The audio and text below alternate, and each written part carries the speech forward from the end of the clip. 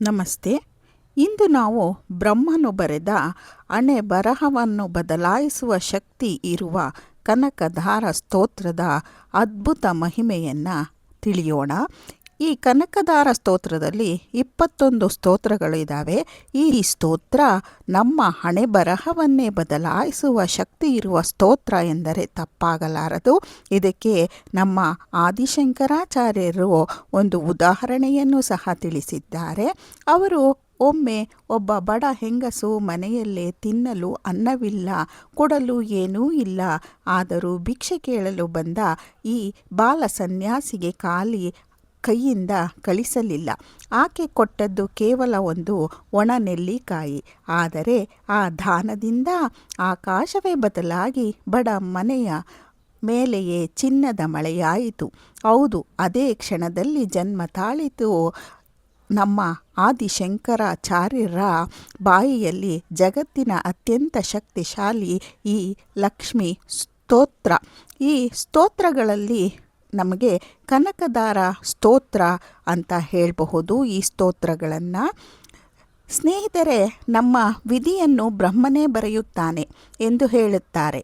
ಆದರೆ ಆ ವಿಧಿಯನ್ನೇ ಬದಲಾಯಿಸುವ ಶಕ್ತಿ ಯಾರಿಗಿದೆ ಗೊತ್ತಾ? ಯಾರಿಗೆಂದರೆ ಭಕ್ತಿ, ನಿಷ್ಕಪಟ ದಾನ ಮತ್ತು ದೇವಿಯ ಕೃಪೆ ಇದ್ದರೆ ನಮ್ಮ ಹಣೆಬರಹವೇ ಬದಲಾಗುತ್ತದೆ. ಇಂದು ನಾವು ತಿಳಿಯೋಣ ಆದಿಶಂಕರಾಚಾರ್ಯರು ಭಿಕ್ಷೆಗೆ ಹೋದಾಗ ನಡೆದ ಆ ದೈವಿಕ ಘಟನೆ. ಕನಕಧಾರ ಸ್ತೋತ್ರದ ಜನನ, ಅದರಲ್ಲಿರುವ ಮಹಾಶಕ್ತಿ ಮತ್ತು ನೀವು ಕೇಳಿದ ಆ ಮಹತ್ತರವಾದ ಸಾಲಿನ ನಿಜವಾದ ಅರ್ಥ. ಅದು ಆದಿಶಂಕರಾಚಾರ್ಯರ ಬಾಲ್ಯದ ಕಾಲ. ಅವರು ಚಿಕ್ಕ ವಯಸ್ಸಿನಲ್ಲೇ ಸನ್ಯಾಸ ಸ್ವೀಕರಿಸಿದ್ದರು. ಒಂದು ದಿನ ಭಿಕ್ಷೆಗಾಗಿ ಊರೊಂದಕ್ಕೆ ತೆರಳಿದರು. ಆದರೆ ಆ ಊರಿನಲ್ಲಿ ತುಂಬ ಬಡತನವಿತ್ತು. ಶಂಕರಾಚಾರ್ಯರು ಒಂದು ಮನೆಯ ಮುಂದೆ ನಿಂತು ಭಿಕ್ಷಾಂದೇಹಿ ಎಂದು ಕೇಳಿದರು. ಮನೆಯೊಳಗಿನ ಮಹಿಳೆ ತುಂಬ ಬಡವಳು. ಮನೆಯಲ್ಲಿ ಅಕ್ಕಿಯೂ ಇಲ್ಲ, ಧಾನ್ಯದ ಒಂದು ಕಾಳು ಸಹ ಇಲ್ಲ.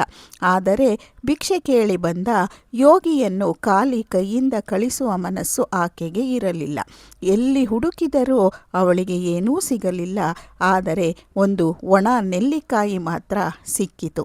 ಅದನ್ನೇ ಭಕ್ತಿಯಿಂದ ಶಂಕರಾಚಾರ್ಯರಿಗೆ ಕೊಟ್ಟಳು. ಸ್ನೇಹಿತರೆ, ಆಕೆ ಕೊಟ್ಟದ್ದು ನೆಲ್ಲಿಕಾಯಿ ಅಲ್ಲ, ಅದು ನಿಷ್ಕಪಟ ಹೃದಯ, ಅದು ಭಕ್ತಿ, ಅದು ದಾನದ ಧರ್ಮ.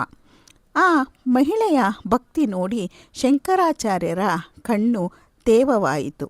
ಅವರು ತಕ್ಷಣ ಮಹಾದೇವಿಯನ್ನು ಸ್ತುತಿಸಿ ಒಂದು ಅದ್ಭುತ ಸ್ತೋತ್ರ ಹಾಡಲು ಆರಂಭಿಸಿದರು. ಅದೇ ಕನಕಧಾರ ಸ್ತೋತ್ರ.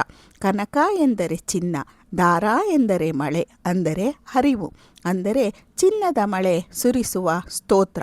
ಶಂಕರಾಚಾರ್ಯರ ಭಕ್ತಿಯಿಂದ ಸಂತುಷ್ಟಳಾದ ಮಹಾಲಕ್ಷ್ಮೀ ದೇವಿ ಆ ಮನೆಯ ಮೇಲೆ ಚಿನ್ನದ ನೆಲ್ಲಿಕಾಯಿಗಳ ಮಳೆಯನ್ನೇ ಸುರಿಸಿದಳು ಎಂದು ಪುರಾಣ ಹೇಳುತ್ತದೆ. ಈಗ ನೀವು ಕಳಿಸಿದ ಆ ಮಹತ್ವದ ಸಾಲಿನ ಅರ್ಥ ನೋಡೋಣ. ಅಂದರೆ ನಾವು ತಿಳಿಯಬೇಕಾದ ಆ ಸಾಲಿನ ಅರ್ಥ ಯಾವುದು? ಕಮಲಾಸನ ಪಾಣಿನ ಲಾಲಟ ಲಿಖಿತಂ. ಇದರ ಆಳದ ಭಾವಾರ್ಥ ಏನೆಂದರೆ, ಬ್ರಹ್ಮನು ನಮ್ಮ ಹಣೆ ಮೇಲೆ ಬರೆದಿರುವ ಕಷ್ಟದ ಬರಹವನ್ನು ಓ ಮಹಾಲಕ್ಷ್ಮಿ ತಾಯಿ ನಿನ್ನ ಕೃಪೆಯಿಂದ ಬದಲಾಯಿಸಬಹುದು. ಎಷ್ಟು ದೊಡ್ಡ ಮಾತು ನೋಡಿ. ಅಂದರೆ ಬಡತನ ಹೋಗಬಹುದು, ದುರ್ಭಾಗ್ಯ ಹೋಗಬಹುದು, ಅದೃಷ್ಟ ಬದಲಾಗಬಹುದು, ಮನೆಯಲ್ಲಿ ಐಶ್ವರ್ಯ ಬರಬಹುದು ಎಂದು ಭಕ್ತಿಯಿಂದ ಪ್ರಾರ್ಥಿಸುತ್ತಾರೆ. ಆದರೆ ಇಲ್ಲಿ ಒಂದು ದೊಡ್ಡ ಸತ್ಯ ಇದೆ. ಈ ಸ್ತೋತ್ರ ಕೇವಲ ಹಣಕ್ಕಾಗಿ ಅಲ್ಲ. ಇದು ಮನಸ್ಸಿನ ದರಿದ್ರತೆ ಹೋಗಲು, ಅಹಂಕಾರ ಕಡಿಮೆಯಾಗಲು, ಮನೆಯಲ್ಲಿ ಶಾಂತಿ ಬರಲು, ದೈವಿಕ ಕೃಪೆ ದೊರಕಲು ಹೇಳುವ ಒಂದು ಸ್ತೋತ್ರ. ಬಹಳ ಜನರ ನಂಬಿಕೆಯ ಪ್ರಕಾರ ಕನಕಧಾರ ಸ್ತೋತ್ರವನ್ನು ಭಕ್ತಿಯಿಂದ ಕೇಳಿದರೆ ಅಥವಾ ಪಠಿಸಿದರೆ ಮನೆಯಲ್ಲಿರುವ ನಕಾರಾತ್ಮಕ ಶಕ್ತಿ ಕಡಿಮೆಯಾಗುತ್ತದೆ, ಲಕ್ಷ್ಮೀ ಕಟಾಕ್ಷ ಹೆಚ್ಚಾಗುತ್ತದೆ, ಮನಸ್ಸಿಗೆ ಶಾಂತಿ ಸಿಗುತ್ತದೆ, ಹಣದ ಅಡಚಣೆ ಕಡಿಮೆಯಾಗುತ್ತದೆ, ಆಶೀರ್ವಾದದ ಶಕ್ತಿ ಹೆಚ್ಚುತ್ತದೆ. ವಿಶೇಷವಾಗಿ ಶುಕ್ರವಾರ ದೀಪ ಹಚ್ಚಿ ಲಕ್ಷ್ಮೀದೇವಿಯ ಮುಂದೆ ಈ ಸ್ತೋತ್ರವನ್ನು ಕೇಳುವುದು ಅಥವಾ ಪಠಿಸುವುದು ಶುಭ ಎಂದು ತಿಳಿಯಲಾಗಿದೆ. ಆ ಬಡ ಮಹಿಳೆ ಕೊಟ್ಟದ್ದು ಕೇವಲ ಒಂದು ನೆಲ್ಲಿಕಾಯಿ, ಆದರೆ ದೇವರು ನೋಡಿದ್ದು ಆಕೆಯ ಹೃದಯ. ಇಂದು ನಮ್ಮಲ್ಲೂ ಹಣ ಕಡಿಮೆ ಇರಬಹುದು, ಸಮಸ್ಯೆಗಳು ಇರಬಹುದು, ಅದೃಷ್ಟ ಕೈಕೊಟ್ಟಂತೆ ಅನಿಸಬಹುದು. ಆದರೆ ಭಕ್ತಿ, ದಾನ, ಒಳ್ಳೆಯ ಮನಸ್ಸು ಇವು ಇದ್ದರೆ ದೇವರ ಕೃಪೆ ತಡವಾದರೂ ಖಂಡಿತವಾಗಿ ಆಗುತ್ತದೆ. ಆದ್ದರಿಂದ ಕನಕದಾರ ಸ್ತೋತ್ರ ಕೇವಲ ಒಂದು ಶ್ಲೋಕವಲ್ಲ, ಅದು ಭಕ್ತಿ ಇದ್ದರೆ ವಿಧಿಯೂ ಬದಲಾಗುತ್ತದೆ ಎಂಬ ದೈವಿಕ ಸಂದೇಶವನ್ನು ತಿಳಿಸುತ್ತದೆ. ಇದು ನಿಮಗೆಲ್ಲ ಇಷ್ಟ ಆಯಿತು ಅನಿಸುತ್ತೆ. ಇಷ್ಟ ಆದರೆ ನೀವು ಕಾಮೆಂಟ್ನಲ್ಲಿ ಓಂ ಮಹಾಲಕ್ಷ್ಮಿಯೇ ನಮಃ ಎಂದು ಬರೆಯಿರಿ. ಮತ್ತಷ್ಟು ದೈವಿಕ ಮತ್ತು ಸಾಂಪ್ರದಾಯಿಕ ವಿಡಿಯೋಗಳಿಗೆ ನಮ್ಮ ಚಾನಲನ್ನು ಸಬ್ಸ್ಕ್ರೈಬ್ ಮಾಡಿ. ಈ ಕನಕದಾರ ಸ್ತೋತ್ರದಲ್ಲಿ ಬರುವ ಈ ಸಾಲುಗಳು ಬ್ರಹ್ಮನು ಬರೆದ ಹಣೆ ಬರಹವನ್ನೇ ಬದಲಾಯಿಸುತ್ತದೆ ಎಂಬುದನ್ನು ನಾವು ತಿಳಿಯಬಹುದು. ಬ್ರಹ್ಮನು ಬರೆದ ವಿಧಿಯನ್ನು ಬದಲಾಯಿಸುವ ಶಕ್ತಿ ಈ ಕನಕದಾರ ಸ್ತೋತ್ರದ ಅದ್ಭುತ ಮಹಿಮೆ ಅಂತ ಹೇಳಿದರೆ ತಪ್ಪಾಗಲಾರದು.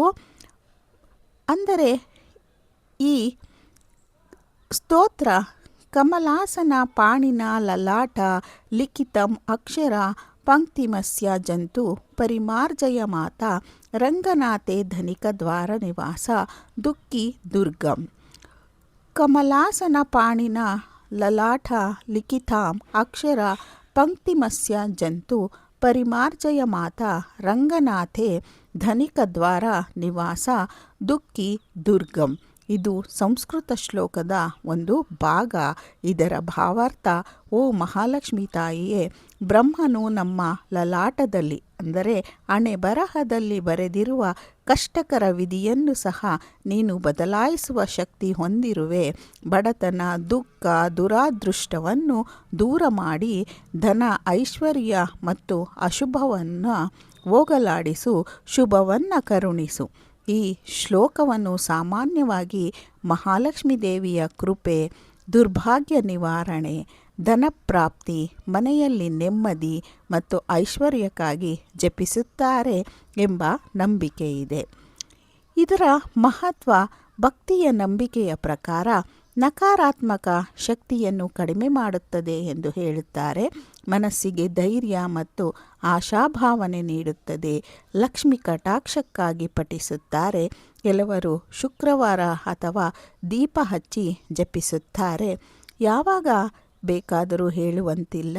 ಬೆಳಿಗ್ಗೆ ಸ್ನಾನವಾದ ನಂತರ, ಶುಕ್ರವಾರ ದೀಪ ಹಚ್ಚಿದ ಸಮಯದಲ್ಲಿ, ಲಕ್ಷ್ಮೀ ಪೂಜೆ ಸಮಯದಲ್ಲಿ, ಸಂಕಷ್ಟ, ಹಣದ ತೊಂದರೆ ಇದ್ದಾಗ ಭಕ್ತಿಯಿಂದ ಪಠಿಸಬೇಕು. ಶಾಂತ ಮನಸ್ಸಿನಿಂದ ಲಕ್ಷ್ಮೀ ದೇವಿಯ ಫೋಟೋ ಅಥವಾ ದೀಪದ ಮುಂದೆ 11 ಬಾರಿ ಅಥವಾ 21 ಬಾರಿ ಇಲ್ಲ 5 ಬಾರಿಯಾದರೂ ಭಕ್ತಿಪೂರ್ವಕವಾಗಿ ಇದನ್ನು ಪಠಿಸಬೇಕು. ಇದು ಹೆಚ್ಚಾಗಿ ಕನಕದಾರ ಸ್ತೋತ್ರ, ಲಕ್ಷ್ಮೀ ಸ್ತೋತ್ರಗಳು ಅಥವಾ ಲಕ್ಷ್ಮೀ ಪ್ರಾರ್ಥನೆಗಳಲ್ಲಿ ಕಂಡುಬರುವ ಭಾವನೆಗೆ ಹೋಲುತ್ತದೆ. ನಿಮಗೆ ಲಕ್ಷ್ಮಿಯ ಕೃಪಾ ಕಟಾಕ್ಷವಾಗಬೇಕಿದ್ದರೆ ಇದನ್ನು ನೀವು 5 ಶುಕ್ರವಾರಗಳು ಮಾಡಿದರೆ, ಈ ಸ್ತೋತ್ರವನ್ನು 5 ಬಾರಿ ಪಠಿಸಿದರೆ ತುಂಬ ಒಳ್ಳೆಯದು. ಮನೆಗೆ ನೆಮ್ಮದಿ, ಮನೆ ಅಭಿವೃದ್ಧಿ. ಮತ್ತು ಕನಕಧಾರ ಎಂದರೆ ಚಿನ್ನದ ಮಳೆ ಅಂತ ತಿಳ್ಕೊಡ್ರಿ, ಆದರೆ ಚಿನ್ನದ ಮಳೆ ಸುರಿಯಲ್ಲ. ನಿಮಗೆ ಬೇಕಾಗಿರುವಂತಹ ಕೆಲಸ, ನಿಮ್ಮ ಮನೆಯಲ್ಲಿರುವ ಸಂಕಷ್ಟ ಎಲ್ಲ ದೂರವಾಗುತ್ತದೆ. ನಮಸ್ತೆ.